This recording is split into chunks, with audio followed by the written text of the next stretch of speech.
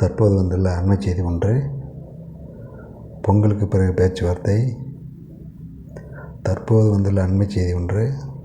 பொங்கலுக்கு பிறகு பேச்சுவார்த்தை. நாடாளுமன்ற தேர்தலுக்கான தொகுதி பங்கீட்டு பேச்சுவார்த்தை பொங்கலுக்கு பிறகு நடத்தப்படும் என்று திமுக தலைவரும் முதலமைச்சருமான ஸ்டாலின் அவர்கள் தெரிவித்துள்ளார்கள். பொங்கலுக்கு பிறகு பேச்சுவார்த்தை.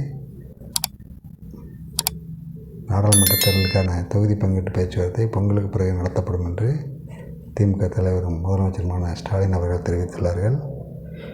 இந்தியா கூட்டணி கூட்டத்தின் தலைவர்கள் கூட்டத்தில் காணொலி காட்சி மூலம் பங்கேற்ற முதல்வர் ஸ்டாலின் அவர்கள்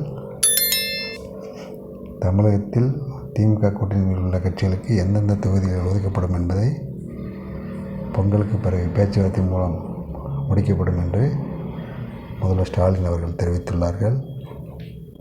தற்போது வந்துள்ள அண்மை செய்தி. பொங்கலுக்கு பிறகு பேச்சுவார்த்தை.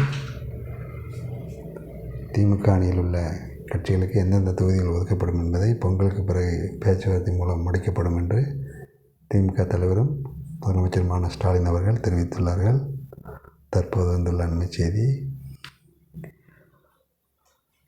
இந்தியா கூட்டணி கூட்டத்தின் தலைவர்கள் கூட்டத்தில் காணொலி காட்சி மூலம் பங்கேற்ற அவர் தமிழகத்தில் திமுக கூட்டணியில் உள்ள கட்சிகளுக்கு எந்தெந்த தொகுதிகள் ஒதுக்கப்படும் என்பதை பொங்கலுக்கு பிறகு பேசி முடிக்கப்படும் என்று தெரிவித்துள்ளார்கள். நன்றி, வணக்கம்.